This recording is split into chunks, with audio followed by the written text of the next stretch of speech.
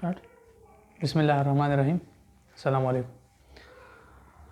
तो जो मैं वीडियोस बना रहा हूँ उसमें जो मैंने आपको के साथ वादा किया था कि मैं वीडियोस बनाऊँगा और अपलोड करता रहूँगा, तो उसमें जो मेरा पहले वीडियो है वो है on post operative bleeding.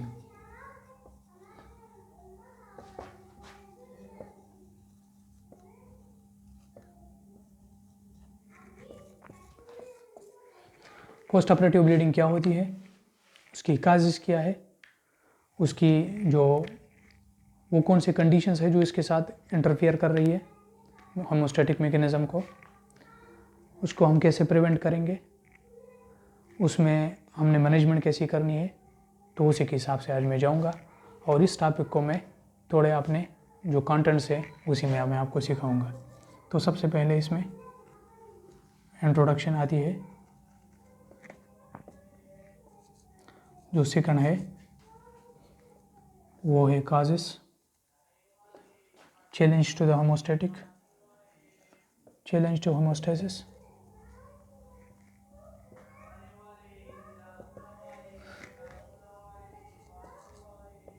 Challenge to homeostasis, फिर प्रिवेंशन,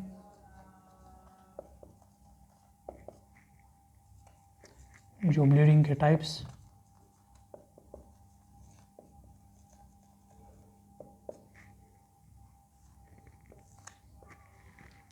और फिर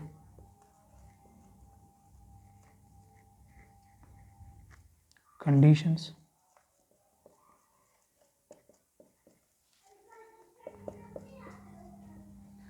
इंटरफेयरिंग विथ हेमोस्टेसिस, और आखिर में है मैनेजमेंट। तो व्यूअर्स, ये मैं इन्हीं टॉपिक्स में इसको आप लोगों को समझाऊंगा। तो सबसे पहले मैं आता हूँ इंट्रोडक्शन पे। तो पोस्ट ऑपरेशन ब्लीडिंग या पोस्ट ऑपरेटिव ब्लीडिंग क्या होती है? वो ब्लीडिंग जो आफ्टर सर्जरी होती है, ब्लीडिंग आफ्टर सर्जरी।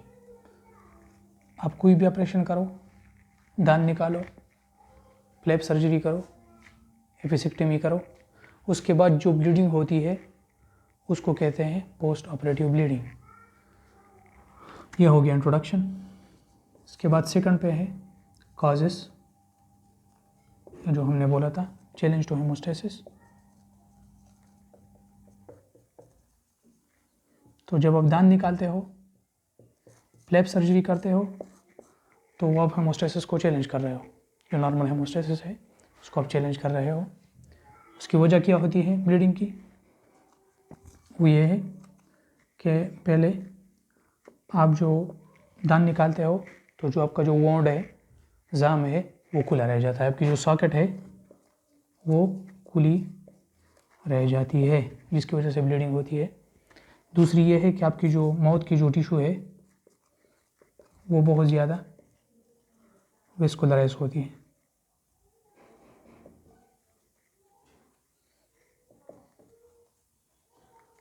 टिश्यू बहुत ज़्यादा वेस्कुलराइज होती है, जिसकी वजह से ब्लीड ज़्यादा होती है। जो तीसरी है वो ये है कि आपकी जो सॉकेट है उसको भरना मुश्किल होता है। Socket is difficult to cure. आप जितना भी कॉटन डालो, जो भी चीज़ आप डालो, लेकिन उसी के हिसाब से आप सॉकेट को कवर नहीं कर सकते जिस तरह दांत ने कवर किया होता है। जो चौथी चीज़ है, आपकी टंग मूवमेंट, आपकी मस्कुलेचर, आपकी चीक मूवमेंट, ये भी इसको मुतासिर करती है क्लॉट की फॉर्मेशन को, जिसकी वजह से ब्लीडिंग होती है। 5, आपकी सलेवा में एंजाइम है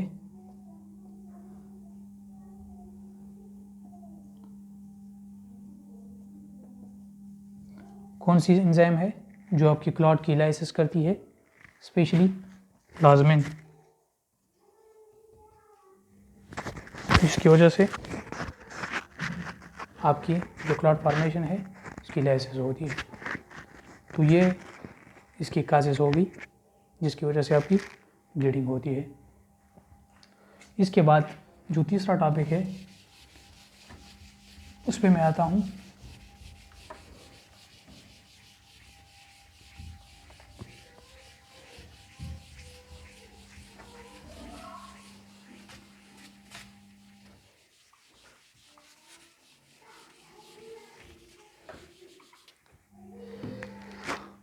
किसी भी वाक़या को शुरू होने से पहले आपने क्या करना है, उसको प्रिवेंट करना है।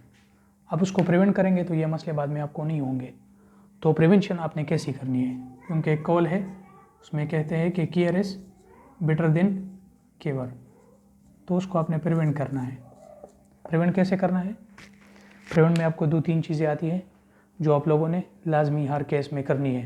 आप दान निकाल रहे हो, फ्लैप सर्जरी कर रहे हो, कुछ भी कर रहे हो, कोई भी ऑपरेशन, तो उसके हिसाब से आपने जाना है उसको प्रिवेंट कैसे करना है।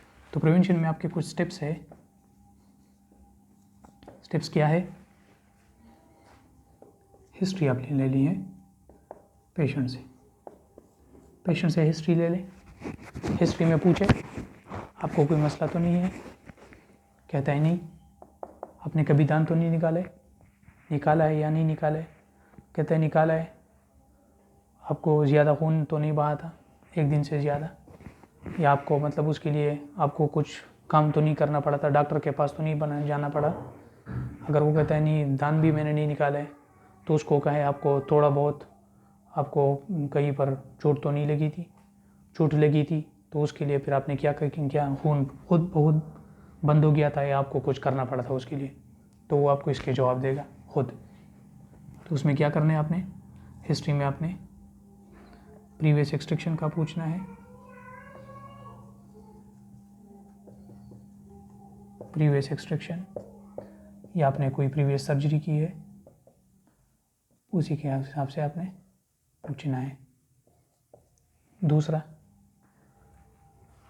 अगर बच्चा है या आपको कोई ट्रॉमा तो नहीं हुआ है, प्रीवियस ट्रॉमा। अगर बच्चा है तो उनसे ये पूछे इसका हतना हुआ है कि नहीं हुआ है, तो उसके हिसाब से फिर उससे खून ज़्यादा बहा था या नहीं, उसके लिए कुछ करना तो नहीं पड़ा था। तो बच्चे में स्पेशली सर्कमसिजन इन चाइल्ड, हथने के बारे में आपने पूछना है बच्चों से। तो इसको कहते हैं सर्कमसिजन, हथना। इसके बाद जो दूसरा है वो है फैमिली हिस्ट्री।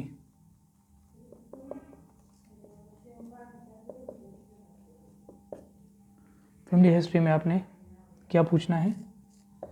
आपके अम्मा अब्बू या आपके जो आबा अजदाद है उसको कोई मसला तो नहीं था?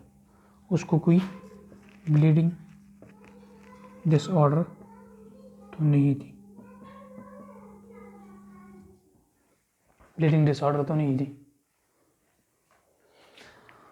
तो ये आपने पूछना है फैमिली हिस्ट्री में।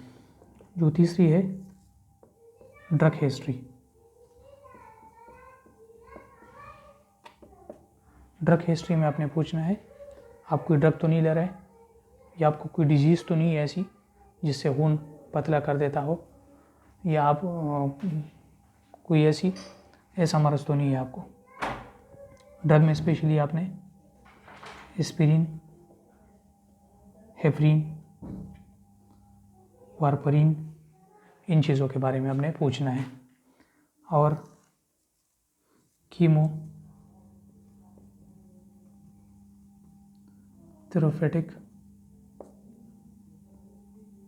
ड्रग्स, कीमोथेरापेटिक ड्रग्स के बारे में पूछना है, ये ज़रूरी है।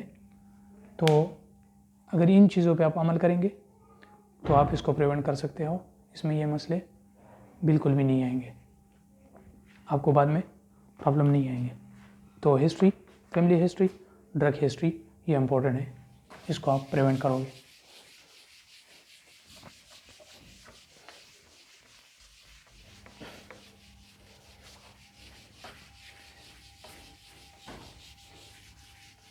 इसके बाद ब्लीडिंग के टाइप्स।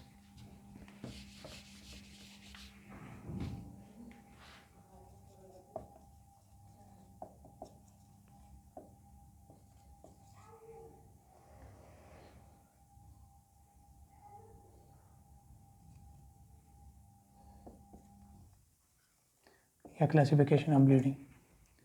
तो ब्लीडिंग को हम बेसिकली दो तरीक़ों से डिवाइड कर सकते हैं। एक है on the basis of time, दूसरा है on the basis of vessel. On the basis of time या ऑन द बेसिस ऑफ जो ड्यूरेशन है, उसी के हिसाब से फिर इसमें 3 किस्म के आते हैं। Primary bleeding, reactionary bleeding,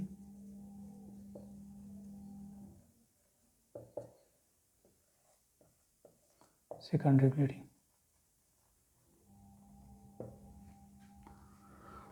primary bleeding क्या होती है? वो ब्लीडिंग जो ड्यूरिंग सर्जरी होती है। आप दांत निकाल रहे हो, आप फ्लैप सर्जरी कर रहे हो, आप कोई और सर्जरी कर रहे हो, इसके दौरान जो आपको खून निकल रहा है उसको कहते हैं प्राइमरी ब्लीडिंग। इसकी क्या वजूहत हो सकती है? इसकी ये वजूहत हो सकती है कि आप ज़्यादा ट्रॉमा दे रहे हो, या आप रिट्रिक्शन सी नहीं कर रहे हो, या आप इर्द गिर्द जो है ना आपके बहुत ज़्यादा आपने खून आपने जो प्रोसेस है वो आपने बहुत ज़्यादा लेंथी कर दिया है, इसकी वजह से आपकी ब्लीडिंग ज़्यादा होती है। या आपने जो मैयर्स की है वो ठीक नहीं है, इसकी वजह से आपकी ब्लीडिंग ज़्यादा होती है। मोस्टली ट्रॉमेटिक सर्जरी में यह होती है। रिएक्शनरी ब्लीडिंग, वो ब्लीडिंग जो विद इन 24 आवर से 48 आवर तक के दरमियान आपको आए, उसको कहते हैं रिएक्शनरी ब्लीडिंग। इसकी क्या वजूहत होती है?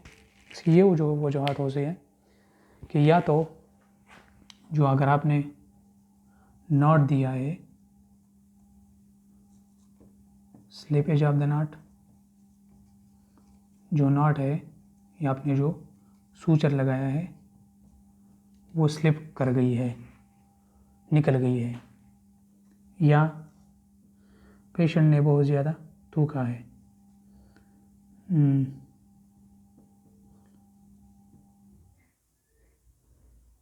पेशेंट ने बहुत ज़्यादा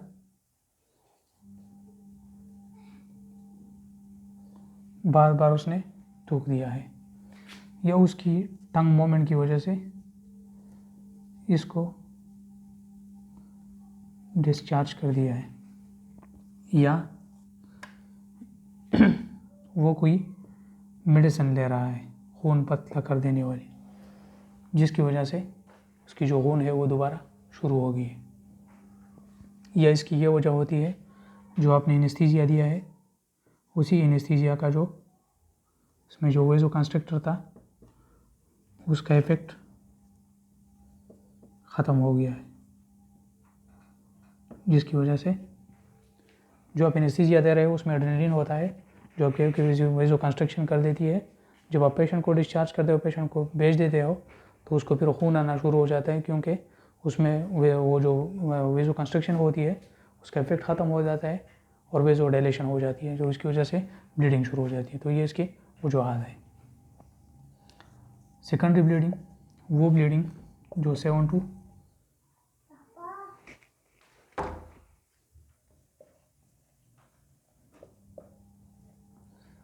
to 10 डेज़ बाद जो ब्लीडिंग शुरू हो जाती है, इसको क्या कहते हैं?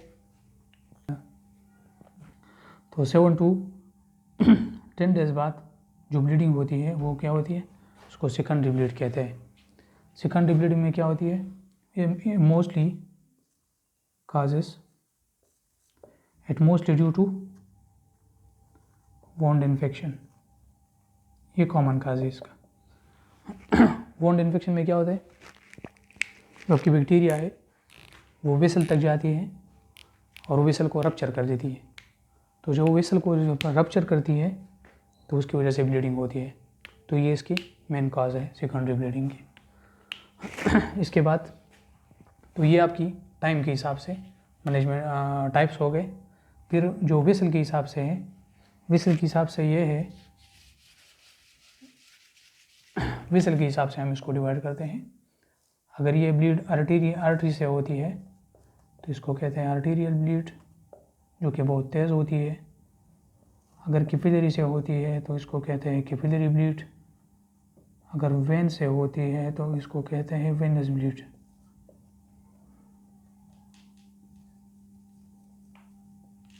तो ये ज़रूरी है।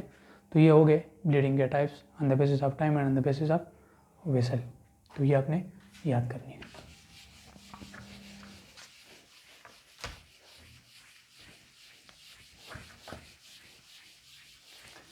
इसके बाद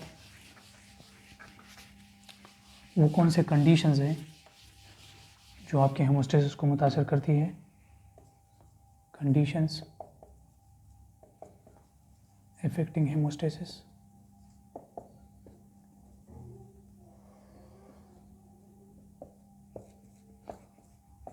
तो क्या कंडीशन है? एक है ब्लीडिंग डिसऑर्डर्स। फर्ज करें किसी पेशेंट को ब्लीडिंग डिसऑर्डर है, हेमोफीलिया है, टाइप ए टाइप बी, या उसको अल्कोहलिक है, क्रॉनिक,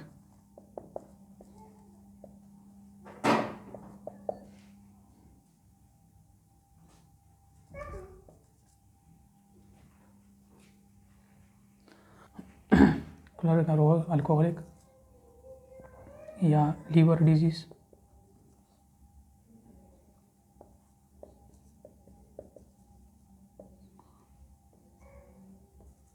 या कोई ड्रग्स ले रहा हो, तो वो आपकी कंडीशन ड्रग्स में कौन से है? ज़्यादातर एस्पिरिन, हेपरिन, वारफरिन, या आपके कीमोथेरेपिक कीमोथेरेपेटिक ड्रग्स, ये आपके हेमोस्टेसिस को मुतासर करती है। तो ये स्पेशल कंडीशंस है जिसमें आपने एहतियात करनी है, जिसमें ब्लीडिंग ज़्यादा होती है।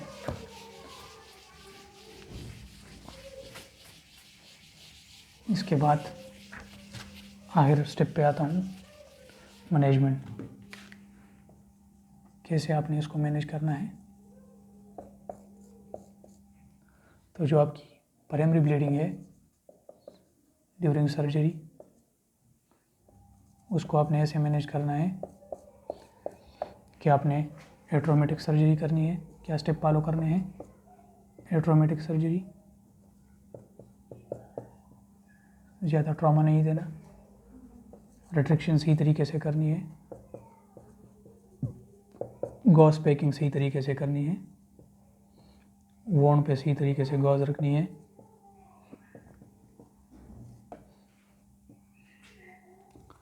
सूचर मुचर की ज़रूरत हो तो सूचर लगानी है।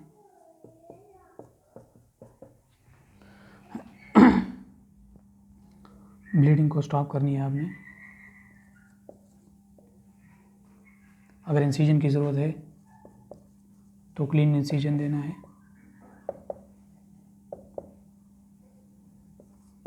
वन स्ट्रोक इंसिजन देना है।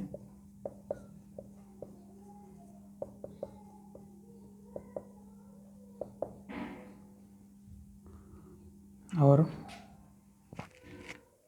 तो ये आपकी इम्पोर्टेंट प्राइमरी ब्लीडिंग की, इससे आपकी ज़्यादा प्राइमरी ब्लीडिंग आपकी नहीं होगी अगर आप इन पॉइंट्स पे, इन स्टेप्स पे आप फोकस करेंगे। तो ये आपकी प्राइमरी ब्लीडिंग की। अगर इससे भी आपकी ब्लीडिंग वो नहीं हो रही तो फिर इसने आपने क्या करना है, आपने कुछ एडिशनल मेजर्स करने हैं। फिर आपने एडिशनल मेजर्स पे जाना होगा। अगर उसी से आपकी ब्लीडिंग कंट्रोल नहीं हो रही, या अगर आपको किसी को पता है कि ये जो ब्लीडिंग है ये स्पेशल पेशेंट है, इसमें ब्लीडिंग ज़्यादा होगी, इसको कोई मसला है, कोई मेडिकल कंडीशन है इसको, तो फिर आपने क्या करना है, स्पेशल एडिशनल मेजर्स पे आपने जाना है। होमोस्टैटिक एजेंट्स आपने फिर यूज़ करनी है। इसमें स्टैटिक एजेंट्स आती है, एजेंट्स ये आपने फिर यूज़ करनी है, जिसमें एक आता है जेल फॉर्म जो कि जिलेटिन स्पॉन्ज के नाम से आता है। दूसरा है आपका सर्जिसेल जो कि cellulose, oxidised regenerated cellulose, oxidised regenerated cellulose ORC। जो तीसरा है वो है jail form plus thrombin.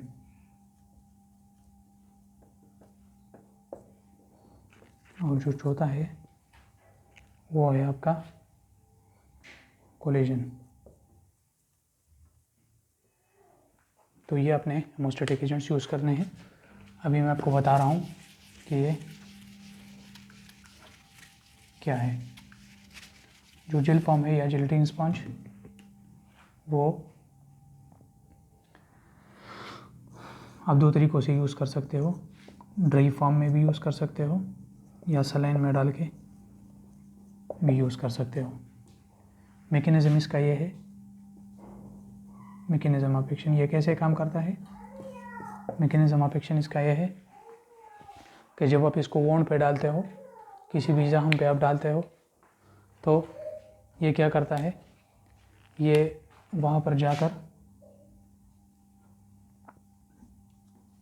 Wound में जब आप ये डालते हो ऊपर, तो जो आपकी जो प्लेटलेट है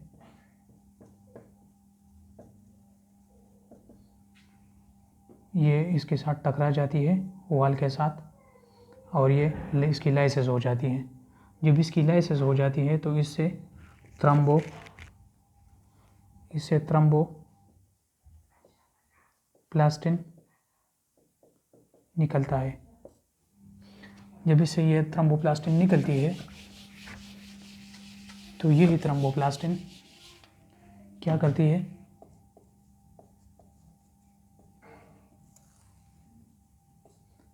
यही थ्रोम्बोप्लास्टिन ब्लड में जो प्रोथ्रम्बिन है प्लस कैल्शियम है, इसके साथ मिलकर थ्रोम्बिन बना देता है, और यही थ्रोम्बिन फिब्रिनोजन को कन्वर्ट कर देता है टू फिब्रिन, जो कि आपके कोगुलेशन का जो मैकेनिज्म है, कोगुलेशन कैस्केड, ये कंप्लीट हो जाता है और ब्लड क्लॉटिंग हो जाती है। ये 4 to 6 वीक्स में खुद बहुत एब्जॉर्ब हो जाता है, इसको निकालने की ज़रूरत नहीं होती इसीलिए, और ये बहुत अच्छा है ब्लड के लिए, क्लॉटिंग के लिए। तो ये हो गया जेल फॉर्म।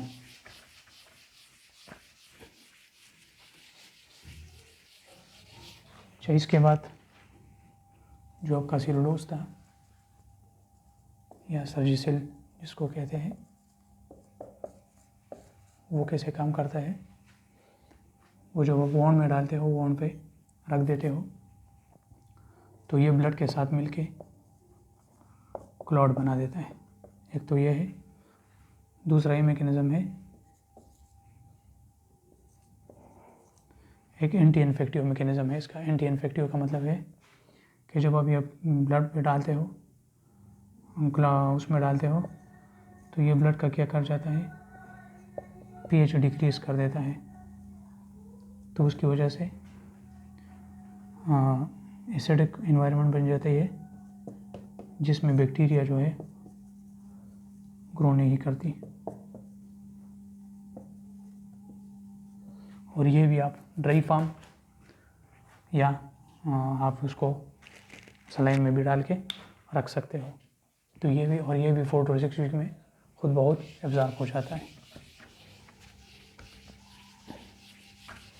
इसके बाद जो आपका कोलेजन है, कोलेजन ये क्या करता है, ये जब आप वोंड पे डालते हो तो ये प्लेटलेट की एग्रीगेशन करता है, प्लेटलेट को एग्रीगेट करके उसको खुद बहुत क्लॉट फॉर्मेशन करता है। इसके बाद जो jail form with plus thrombin, तो ये जो थ्रोम्बिन है इसको जेल फॉर्म पे थ्रोम्बिन डाल के ये खुद कोगुलेशन मैकेनिज्म को जो मतलब मैंने बताया था कि फिब्रिनोजन को फिब्रिन में कन्वर्ट करता है और उसके हिसाब से जो कोगुलेशन कैस्केड है उसी को आगे लेके जाता है कोगुलेशन कैस्केड को। तो ये आपने क्या करना है, एडिशनल मेजर्स ये सारे हो गए। इसके बाद कभी कभी इस तरह हो जाता है कि आपको पेशेंट कॉल करता है कि मुझसे ब्लीडिंग हो रही है 24 घंटे बाद, 48 घंटे बाद, और जो मैं आपने सर्जरी की थी तो उसमें ब्लीडिंग है अभी। तो आपने क्या करना है, पेशेंट को आपने बोलना है घर में कि आप क्या करें, चिल्ड वाटर ले ले जिसके टेम्परेचर 5 से 7 सेंटीग्रेड तक हो, वो मुंह में रिंस करे इस पर, इससे ब्लीडिंग स्टॉप हो जाएगी। फिर भी नहीं हो रहा है तो दोबारा कर ले, रिपीटेड। फिर भी नहीं हो रही तो उसको बोल दे कि टी बैग्स, जो ग्रीन टी बैग्स है उसमें क्या होता है, टेनिन होता है, ये टेनिन वेजो कंस्ट्रक्शन करता है।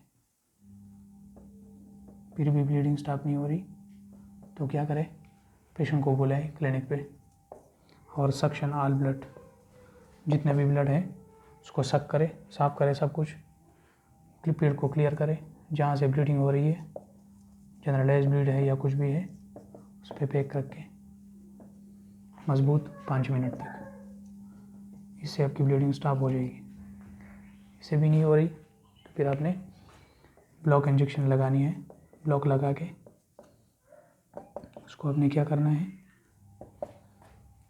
क्यूरेट करके बिल्कुल साफ करके उसको आपने क्या करना है, ब्लीडिंग की जगह को मालूम करनी है और उसको जो मैंने एडिशनल मेजर्स बोले थे, जो हेमोस्टैटिक एजेंट्स, उसी को आपने अप्लाई करना है। फिर भी नहीं हो रही तो एंड पे आपने क्या करना है, ब्लॉक इंजेक्शन लगा के clear the field plus field को क्लियर करके हेमोस्टैटिक एजेंट लगा ले,